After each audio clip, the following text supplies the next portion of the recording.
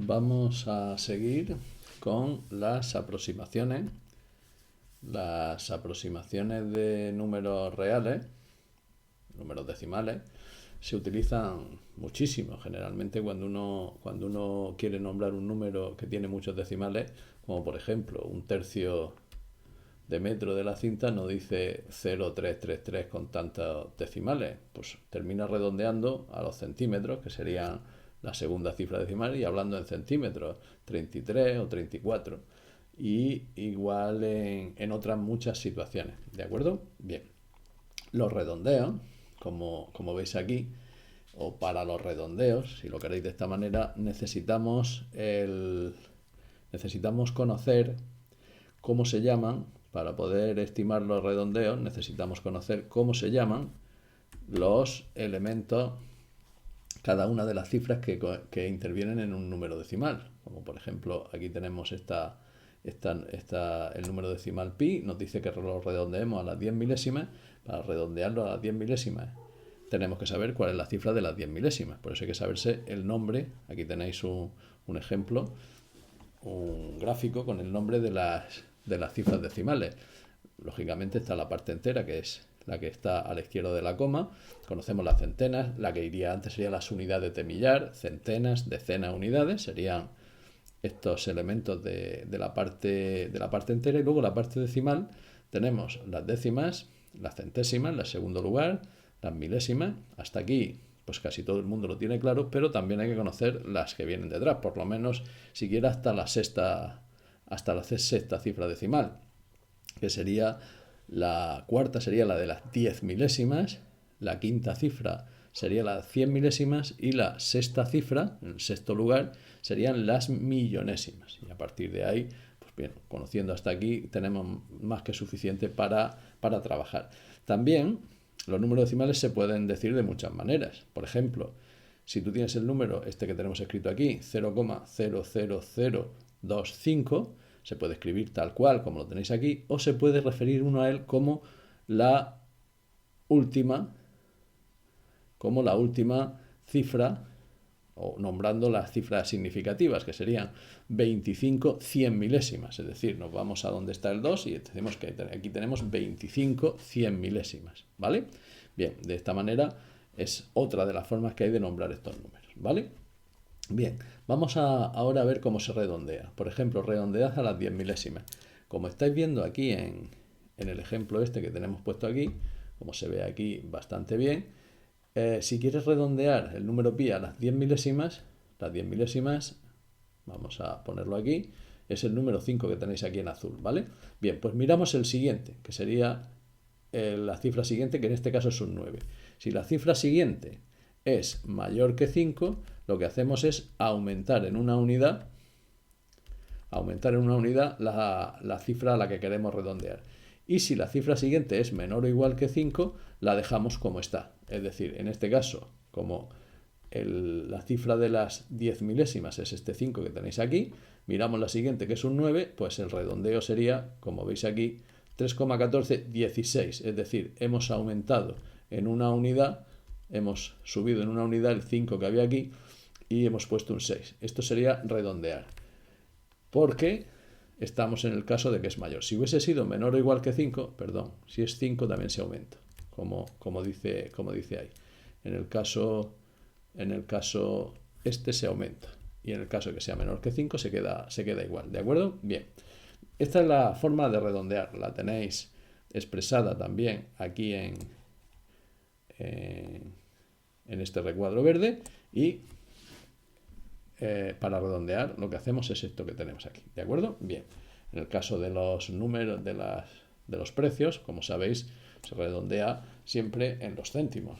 Sabéis que hasta ese punto se llega. Si algún importe tiene más de 2 cifras decimales, siempre se deja en los céntimos. Luego tenemos aquí importante el conocer qué son las cifras significativas. Para conocer qué son las cifras significativas, tenéis pues muy bien reflejado aquí cómo saber qué cifras tiene un número que son significativas, ¿de acuerdo? No confundir las cifras significativas, o qué cifras tiene un número significativas, con el número en sí o con el nombre de la posición que hemos visto anteriormente. Por ejemplo, las cifras distintas de 0 siempre son significativas. Los ceros a la izquierda nunca son cifras. Por ejemplo, este número, que son 2, si se quiere nombrar con el último, con la cifra, con la posición de la cifra, sería 2 diez milésimas, 0,0002, solo tiene una cifra significativa. Claro, esto a veces puede confundir y decir, pero ¿cómo que una cifra? Sí, porque es que estos ceros están a la izquierda. Entonces, cifra significativa sería solo ese 2 que tenéis ahí, ¿de acuerdo? Bien. Y luego los ceros que están en medio de otras cifras que sí son significativas, es decir, se cuentan como cifras significativas. Por ejemplo, el número 2004, estos dos ceros sí son significativos, por lo tanto tendría 4 cifras significativas, el 2, el 0, el 0 y el 4, ¿de acuerdo? Bien. Para cuando realizamos aproximaciones, siempre se cometen errores. Y errores los hay o se clasifican en dos tipos de errores. El llamado error absoluto que tiene esta forma de calcularse, valor absoluto. Ojo que esto es valor absoluto, no es el valor real menos el valor aproximado del número, ¿vale? Bien. ¿Por qué se cogen las barras de valor absoluto? Porque esto siempre se coge un número positivo. Si el valor real fuese más pequeño que el valor que damos como aproximado, esta recta sería negativa. Por eso cogemos las barras y cogemos el número o tomamos el número positivo. Aquí tenéis un ejemplo bastante evidente. Si queremos aproximar el número pi con el 3, 14, 16 que hemos cogido antes, si hacemos esta cuenta, incluso cogiendo unas cifras más del número pi, nos sale un número negativo porque la aproximación es mayor que el propio número. Por lo tanto, aquí sale negativo, pero al coger las barras tenemos que el error absoluto siempre es positivo, ¿de acuerdo? Como dice aquí, es un error de 7 millonésimas o, sí, porque hemos hecho hasta las millonésimas, hasta nombramos 7 millonésimas o este número también se puede llamar 73 10 millonésimas. No sé, esto según cojas también el 3 o no lo cojas, ¿de acuerdo? Bien. Lo importante de los errores es tenerlos controlados, ¿de acuerdo? Esto es lo que significa lo que aquí tenéis como cota del error absoluto. Es decir, un error, lo que interesa sobre todo es decir, es más pequeño que este número, para saber o para tener una idea de hasta qué punto llega la equivocación que yo estoy cometiendo, ¿de acuerdo? A eso se le llama una cota, ¿vale? Y encontrar una cota del error es importante, ¿vale? Bien. La cosa es bien sencilla si leéis detenidamente este texto que tenéis aquí. Vamos a leerlo despacio a ver si se nos entiende. Y luego aquí tenéis un ejemplo, ¿de acuerdo? Mirad, cuando uno aproxima un número, lo hace a una determinada cifra decimal, ¿vale? Bien, pues supongamos que hemos redondeado, como dice aquí, hemos redondeado a las 10 milésimas, ¿de acuerdo? Si hemos redondeado a las 10 milésimas, como en el ejemplo este que tenemos aquí, siempre podemos afirmar que el error absoluto es menor o igual que una cifra más de las 10 milésimas, es decir, irse a las millonésimas, perdón, a las 100 milésimas y ahí coger media unidad de esta, ¿de acuerdo? Por ejemplo, si nosotros hemos dado un número con un número por 3,7, hemos redondeado ese número hasta las décimas, ¿de acuerdo? Pues bien, sea el número que sea el que hayamos redondeado hasta estas décimas, hasta las décimas porque es la última cifra que hemos dado aquí, sea el número que sea este, el error que estamos cometiendo, el error absoluto que estamos cometiendo, siempre es menor o igual que 0, irse a las centésimas, que sería esta cifra de aquí, y coger media centésima. Es decir, una más y coger la mitad de esa unidad. El error absoluto siempre será menor que 5 centésimas. ¿Por qué? Porque nos hemos quedado en las décimas. Como nos hemos quedado en las décimas, nos hayamos ido más arriba o más abajo, siempre será menor que 5 de la unidad siguiente, 5 centésimas, ¿vale? Por ejemplo, el error, si un número, si no hace falta que sean decimales, por ejemplo, si un número lo redondeamos en 300, dice, si suponemos que hemos redondeado a las centenas, es decir, el número al que hemos redondeado sean las centenas, pues nos iremos a las decenas y cogeremos la mitad. Es decir, el error absoluto que estamos cometiendo siempre será menor o igual que 5 decenas. O sea, sí, la forma de escribirlo sería 50. 5 decenas. Decenas. ¿Vale? Pues esa es la forma en que cogemos y damos una cota del error absoluto. Les repito, las cotas son importantes porque nos estima cómo de grande es el error que cometemos. Luego tenemos la otra forma, que es el error relativo. El error relativo es el que vamos a utilizar si queremos comparar entre errores de distintas magnitudes. Vamos a ver si entendemos ahora en un ejemplo esta situación. El error relativo tiene otra fórmula igual que la anterior, que es el error absoluto, es decir, el que hemos calculado antes, partido por el valor absoluto del valor real. Es decir, esto nos da un error que es relativo a una unidad. Ahora lo entenderemos. Si este error se multiplica por 100, damos el error relativo en tanto por ciento. Aquí lo tenéis expresado, ¿eh? Para que se entienda, suele multiplicarse para dar el tanto por ciento de error relativo. Vamos a hacer algún ejercicio de este tipo para que lo veáis. ¿De acuerdo? Mirad, el error relativo, aquí tenéis uno ya hecho que vamos a comentar para que lo veáis. Dice, si aproximamos la raíz de 3 por 1,73, es decir, la raíz cuadrada de 3, que tiene infinitas cifras decimales, la aproximamos por 1,73. El error relativo cometido sería el error absoluto dividido entre el valor real, ¿vale? Bien, si nosotros cogemos y calculamos el error absoluto, como dice aquí, que ya lo calculamos, como es un número irracional, tiene que ser aproximado 0,0021, como dice ahí, que sería con la fórmula anterior. El error relativo cometido sería este error absoluto, 0,021, dividido entre el valor absoluto de raíz cuadrada de 3. Esto se coge la calculadora, quedamos en unos decimales y nos sale 0,0012, 13, etcétera, ¿vale? Bien, ese sería el error relativo. Si multiplicamos por 100 el error relativo, nos da un tanto por ciento de 0,12. Sería correr la coma a dos lugares y sería 0,12%. Es decir, por cada unidad nos estamos equivocando en 0,12, por cada unidad. Ese es el error relativo. ¿Para qué se utiliza sobre todo el error relativo? Para comparar errores, para comparar distintos errores. Por ejemplo, aquí es donde viene, digamos, la parte de la verdadera utilidad del error relativo, ¿vale?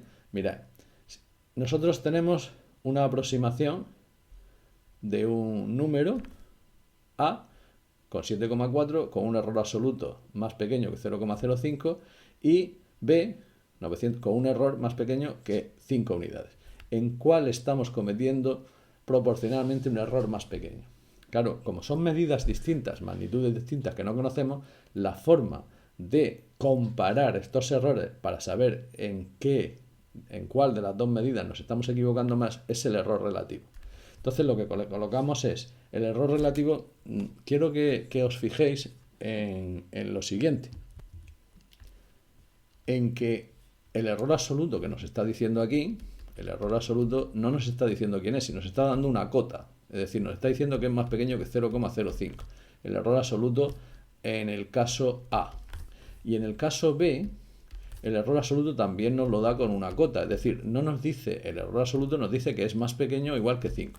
Por lo tanto, a la hora de comparar en el caso A, como veis aquí, va a hacer o va a dar una medida del error relativo, pero no dice aquí un igual. Aquí no dice un igual, dice un menor igual. ¿Por qué? Porque el error absoluto no lo está dando exacto. Por eso el error relativo que se comete será más pequeño. Es decir, en el asunto de errores, muchas veces, repito, interesa más saber que el error relativo absoluto es más pequeño que esta cantidad, más que saber exactamente cuál ha sido el error cometido. Por eso muchas veces os tropezáis con este tipo de situaciones. Entonces, el error relativo va a ser más pequeño y aquí la fórmula que tenemos aquí. El error absoluto o su cota, que en este caso sería 0,5, dividido entre el valor real, que sí sabemos que en el caso A es 7,4. Esto, como dice aquí, nos da, calculando con la calculadora, y por eso establece esta aproximación también, 0,0675, que multiplicado por 100 daría un error que sería del 0,68%, ¿vale? Aquí, como veis, nos da el tanto por ciento que se comete, de error que se comete al tomar esa cifra con ese error absoluto. Y en el caso B, nos lo hace exactamente igual, el error relativo va a ser menor o igual, y aquí ahora ponemos el 5 entre 970, ¿vale? Esto nos va a dar un error de aproximado también, relativo de 0,00515, que multiplicado por 100 sería del 0,52%, ¿vale? ¿Qué quiere esto decir? Que el error en el caso A es más pequeño que el 0,68%, es lo único que podemos decir, y en el caso B es 0,52%. Lo cual quiere decir que la mejor aproximación es esta, la de B. ¿Por qué? El error tiene una cota más pequeña, ¿vale? Tiene un tanto por ciento, como veis aquí, más pequeño. Es decir, el error relativo nos permite comparar distintas aproximaciones de distintos números. El error absoluto se utiliza sobre todo cuando solo tienes una medida, pero el error relativo, cuando tienes más de una medida de varias cosas, para compararlo necesitas conocer el error relativo, ¿vale? Bien, una vez visto cómo son los errores, repito, irán apareciendo ejercicios por ahí, vamos a las potencias, ¿vale? Las potencias, que en principio siempre se presentan como algo relativamente sencillo, veréis que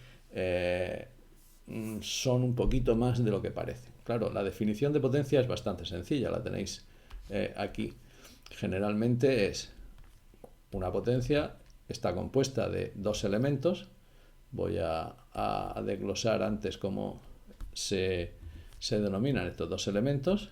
Este elemento, este número que aparece en la parte superior en pequeñito, es el exponente. Este que aparece aquí es la base. Y todo junto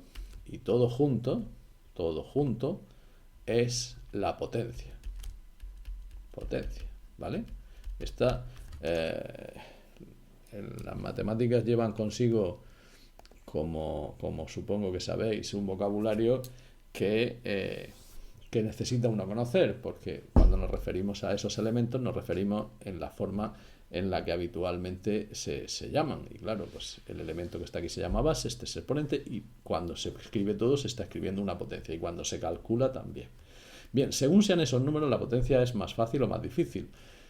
Si esos números son, digamos, de los números naturales facilones, como tenéis aquí, pues todo el mundo sabe que esto es 3 por 3, 5 veces, y incluso si quiere calcularlo, pues coge la calculadora y lo calcula. El cálculo de una potencia no suele ser lo más importante, ¿vale? A veces se pide que se calculen y entonces se calculan. Pero no es esto de aquí, que es lo que uno ve 3 elevado a 5 y enseguida coge la calculadora a calcularlo. No, eso no es ni lo interesante ni muchísimas veces lo inteligente. Es decir, lo único que tiene que saber uno es que 3 elevado a 5 es un número que si yo quisiera calcularlo, pues cogería una calculadora. Pero lo que tiene que saber es que esto es 3 por 3 por 3 por 3, 5 veces. Eso es lo que tiene que saber. Y si hay que calcularlo, se calculará. Tened en cuenta que muchas veces pueden aparecer potencias como esta. Es decir, calcular esto no tiene sentido. Esto sale un número que casi no nos coge, vamos, que con seguridad no nos cogería aquí. Entonces, lo único que tiene que saber de este número, que es 3 elevado a 27, el exponente es 27, la base es 3, que es multiplicar el 3 por el mismo 27 veces. Pero calcularlo no tendría mucho sentido. De hecho, no tiene ningún sentido, ¿vale? Solo saber cómo es este número. Bien, las potencias se complican cuando se complican los números que aparecen en ella. Y entonces aquí empieza vamos a llamarla la función, empieza la función cogiendo y diciendo, vale, mirad, Si la base es positiva, el resultado siempre será positivo. Es decir, 3 elevado a 5, pues el resultado, que repito, el resultado o el cálculo no es siempre lo que más nos interesa el encontrarlo, solo saber cosas de él. Por ejemplo, 3 elevado a 27 es un número positivo. Ahora bien, si la base es negativa, es decir, si yo lo que tengo es menos 3, como dice ahí, de base, depende del exponente que el resultado saldrá positivo o negativo. Es decir, el resultado en el caso del exponente, par o impar. Si es par, el resultado será positivo y si es impar, el resultado será negativo. Repito que no interesa tanto. Menos 3 elevado a 5, esto, si yo necesitara calcularlo, que repito, no es lo habitual, yo lo único que tengo que saber es que esto es un número negativo. ¿Vale? Sin embargo, menos 3 elevado a 8, que tampoco tengo por qué calcularlo, yo sé que es un número positivo.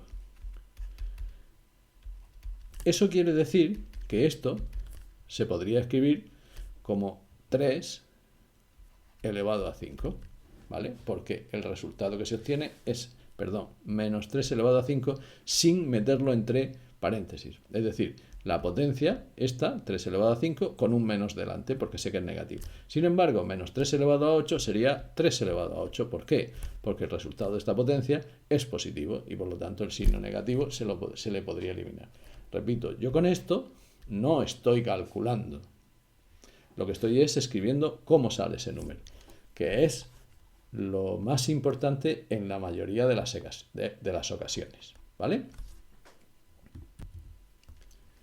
Vamos a continuar con las potencias y vais a ver cómo, entre comillas, se van complicando ligeramente las potencias cuando cambiamos los números que ahí aparecen.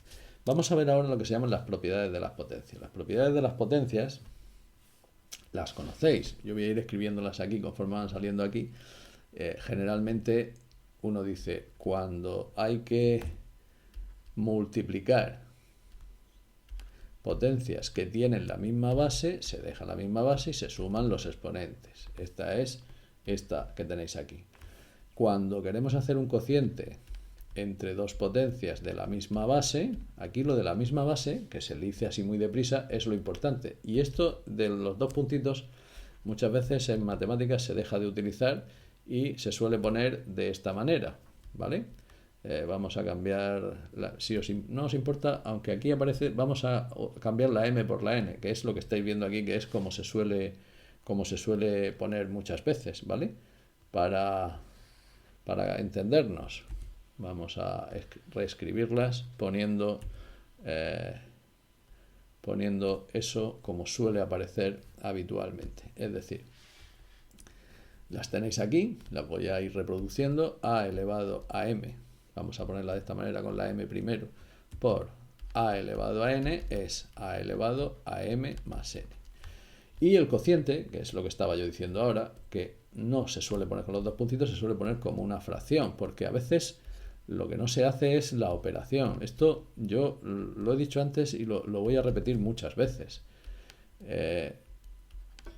¿Cuándo hacer o cuándo calcular una potencia? La palabra correcta es casi nunca, ¿vale? Bueno, el caso, el cociente de potencias de la misma base es la recta de los exponentes, en este orden. El del dividendo entre el divisor, o si queréis, entre el numerador, entre el del denominador, menos el denominador, ¿vale? Siempre en ese orden. Luego tenemos a elevado a m y otra vez elevado a otro exponente, pues es el resultado de una potencia en la que se multiplican los exponentes. Y luego tenemos esta de aquí, a por b elevado a n, cuando tenemos una base que tiene dos factores que se están multiplicando, esto se puede dividir en dos potencias colocándole a cada uno el mismo exponente. De igual manera, cuando tenemos una división o una fracción elevado a un exponente, también podemos, si queremos, hacer un cociente o una fracción de potencias con el mismo exponente. Estas son las propiedades que tenéis aquí, ¿vale? Con estas propiedades lo que se suele hacer es aplicarlas al trabajo con potencias, ¿de acuerdo? Y luego tenemos esta muy importante. Esto, más que una propiedad, es una definición. ¿Qué sucede? Ya hemos visto antes qué pasaba cuando la base era negativa, pero ¿qué sucede cuando el exponente es negativo? Pues bien, si el exponente es negativo, lo que nos dice esta regla es que esto es 1 partido por a elevado a n. Quiero que os fijéis mucho porque, aunque el exponente sea negativo, la potencia no tiene por qué ser negativa. De hecho, la mayoría de las veces es positiva, porque que sea negativa o positiva una potencia depende de la base, no del exponente. Aquí hay mucha confusión. Voy a poner aquí en rojo vivo un error muy habitual. Por ejemplo, 2 elevado a menos 3. Pues llega mucha gente y te escribe que esto es menos 8. Esto es un error enorme, pero es guiado por el menos que hay aquí. Porque uno ve un menos y enseguida dice, pues esto será negativo. Pues no, eso es un invento que tú te acabas de hacer. Esto bien hecho sería 2 elevado a menos 3, sería 1 partido por 2 elevado a 3. Y si quieres terminarlo calculándolo, es 1 partido por 8. Mirad la diferencia entre este resultado y este. Es decir, esto está muy mal, porque en realidad es un número positivo. Claro, ¿qué pasa con esta cuenta? Que lo que hace la gente es que lo confunde con esto. Menos 2 elevado a 3. Claro, menos 2 elevado a 3 sí que hemos visto anteriormente que como la base es negativa y el exponente es par, esto es menos y luego el 2 elevado a 3. Claro, esto es menos 8. Esto está bien, pero esto está muy mal, ¿de acuerdo? Ojo con esta propiedad, porque llama mucho a engaño y produce que muchas personas se equivoquen. ¿Para qué sirven estas propiedades? Pues mirad, para hacer ejercicios como estos. Vamos a hacer alguno de ellos. Por ejemplo, vamos a hacer este. 5 elevado a menos 5 por 25 elevado a menos 2. Claro, aquí no ve uno que yo pueda aplicar ninguna de estas propiedades que puse aquí antes, porque daros cuenta que en una multiplicación necesitan tener la misma base. Es decir, si no puedes aplicar ninguna propiedad, pues esto se quedaría como está.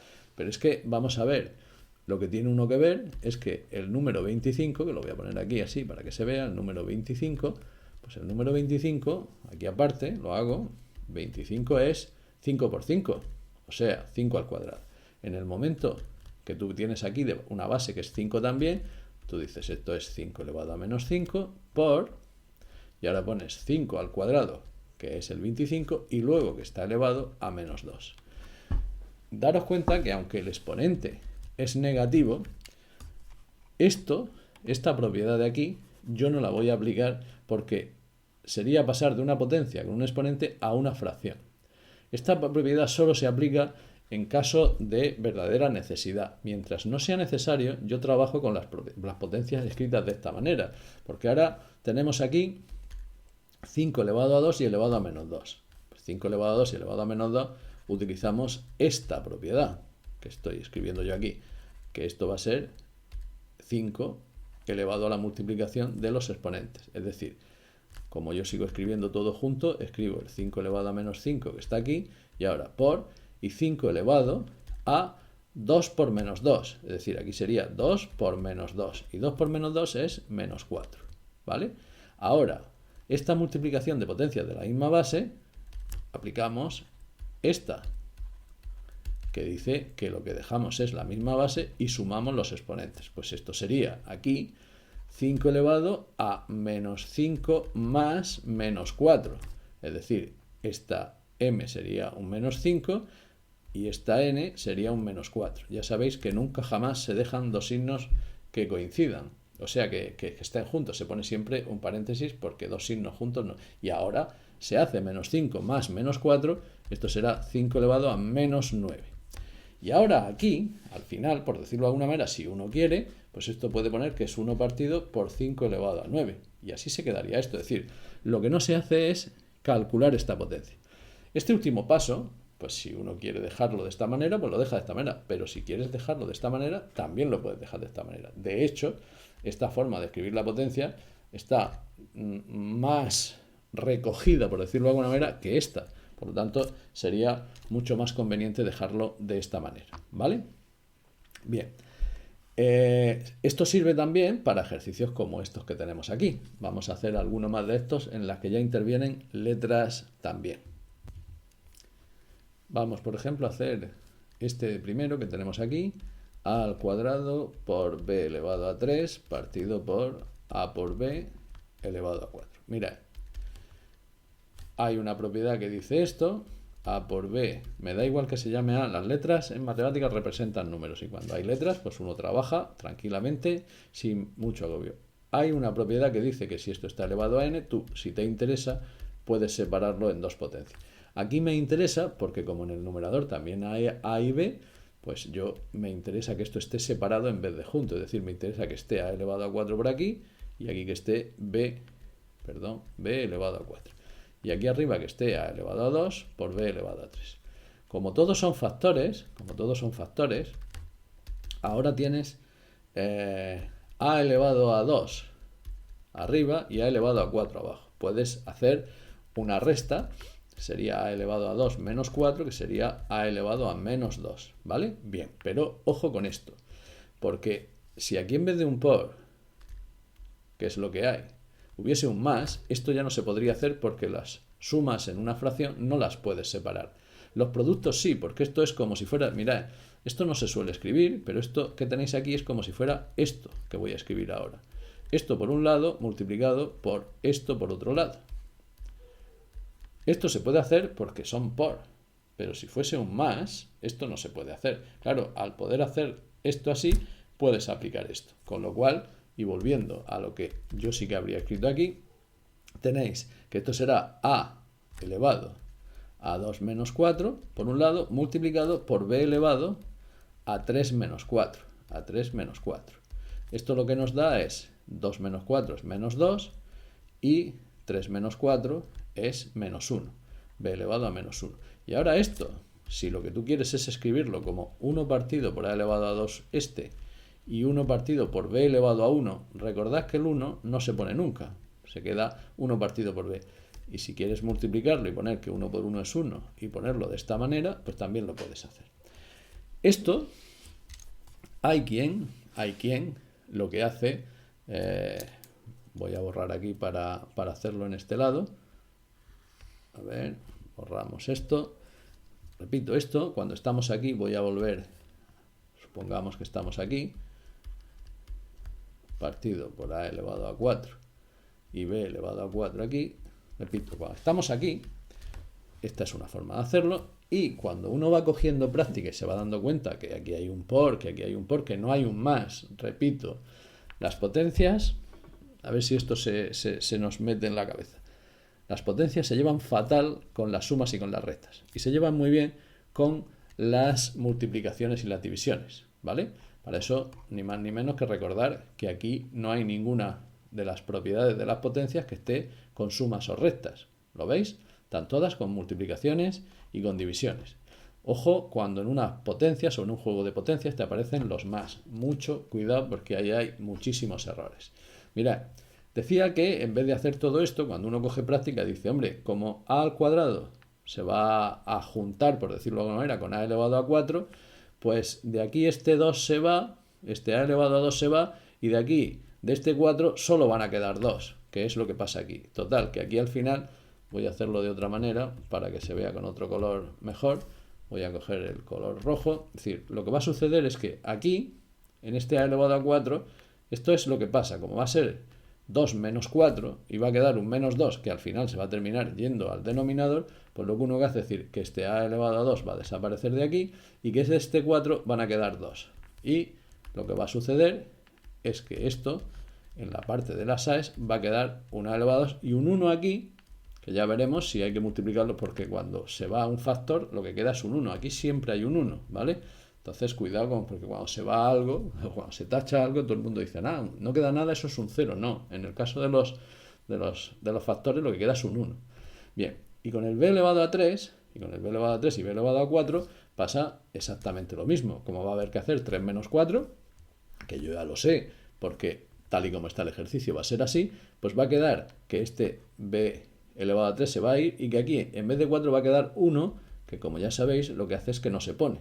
¿Y qué es lo que escribe uno aquí? Pues al final, como aquí queda un 1, aquí no se deja nada, o se queda un 0, se queda un 1, y aquí debajo va a quedar la b, que está elevada a 1, que es lo que va a quedar. Como veis, el resultado final es el mismo, digamos hecho de una manera un poquito más rápida, ¿vale? Vamos a hacer ahora el otro que nos hemos puesto y con esto vamos a terminar la clase dedicada a las potencias, ¿de acuerdo?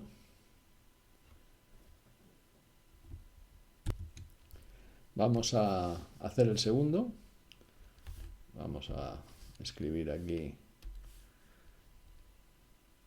2x menos 1 elevado a 8 por 2x menos 1 partido de 2x menos 1 elevado a 7. Vamos a ir haciéndolo paso a paso. Mirad, aquí había a elevado a algo y aquí b elevado a algo. Bien, pues ese algo ahora es 2x elevado a menos 1, ¿de acuerdo?